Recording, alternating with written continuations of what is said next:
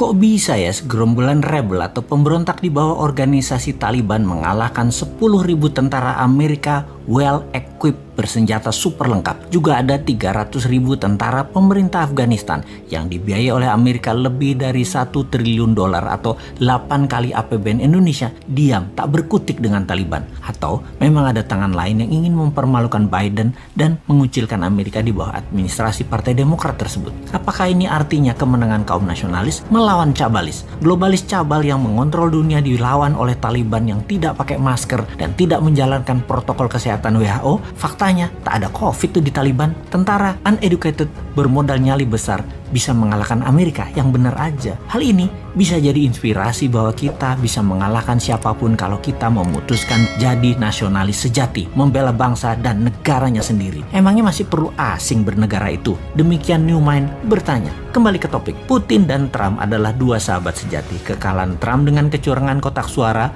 ala pakai kardus digembok versi modern lah, membuat kaum nasionalis dunia main shadow, tidak muncul di permukaan lagi. Kalah di Afghanistan, administrasi Biden tercoreng habis. Mereka kenyataannya di dalam negeri sedang ribut masalah Kamala Harris. Lalu sekarang Demokrat ditampar dengan hengkangnya Amerika ke birit-birit lari dari Kabul. Bukti lagi, mereka tidak bisa mempertahankan aset minyak Afghanistan yang besar karena lemahnya Biden. Kita agaknya harus mengajari kaum old mind bernegara internasional yang memang tidak terlalu jago dan selalu salah di mata internasional karena memang jarang berkunjung ke negeri tetangga atau negeri sekutu lainnya. Memang selama 7 tahun ini diplomasi luar negeri agak lemah. Jarang sekali ngurusi luar negeri, pada 80% produk kita atau kebutuhan kita tergantung dengan luar negeri, terutama cara ekonominya saat ini dikelolanya. Faktanya, 80% ngurusi politik dalam negeri saat ini dan kebijakan yang diambil selalu yang populis, yang rakyat suka. Itu aja yang keputusannya dibuat, bukan yang benar. Apa salah emangnya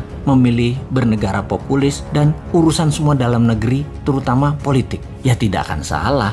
Mana ada sih salah benar dalam politik? Yang ada hanya fakta, data, dan angka. Apakah ada makanan di piring rakyat? Apakah kesehatan rakyat membaik? Apakah masyarakat bahagia penuh tawa? Kita kembali ke luar negeri, apa yang negara besar lakukan dan apa yang Indonesia tidak lakukan selama ini karena tidak terlalu paham. Taliban menang, Presiden Ashraf Ghani kabur, Amerika dibully. Minggu sebelumnya, Amerika mengadakan pertemuan yang alot dengan negosiator Taliban di Doha, menyertakan negara regional, Rusia, dan Tiongkok. Amerika memberikan ancaman kepada Taliban akan diperlakukan Taliban sebagai nantinya negara pariah atau pariah state bila ambil kekuasaan dengan paksa. Pemerintah Afghanistan, Ashraf Ghani, menawarkan sharing of power sebagai imbalan gencatan senjata pada Taliban. Tapi ini ibarat menawarkan remis. Taliban tahu Amerika dan Ashraf Ghani sudah kalah posisi. Taliban mempercepat proses takeover. Urban area dan ibu kota Kabul dikuasai. Pentagon kirim 3.000 pasukan evakuasi. UK, Inggris, mendeploy 600 prajurit. 1.000-an troops dipindahkan ke Qatar. 1 brigade dengan 4.000 personel tempur siaga di Kuwait. Jumlah totalnya kira-kira ada 8.000 pasukan available dideploy ke Afghanistan bila situasi memburuk. Ternyata tidak action juga. Tiongkok yang paling diuntungkan. Setidaknya bisa mempengaruhi Taliban untuk menyingkirkan para militer Uighur. Koridor Wakhan akan menjadi penting sebagai geopolitical hotspot yang akan menghubungkan Tiongkok ke Asia Barat dan Middle East. Ekstraksi mineral disepakati dalam pertemuan Taliban dan Tiongkok di Beijing beberapa minggu sebelum Taliban menang. Dikira Tiongkok nggak main ya di sana. Ini faktanya. Sekali lagi, ingat nikel, ingat Tiongkok kan? Yaitu ekstraksi mineral Afghanistan untuk Tiongkok terlihat baik membantu, tapi aset Afghanistan disedot. Ternyata kekuatan Amerika tidak berguna karena Taliban membiarkan Al-Qaeda dan ISIS berkembang di Afghanistan. Sebagai catatan, dalam 5 tahun ini Al-Qaeda dan ISIS link group menjalar ke Asia Timur dan Utara.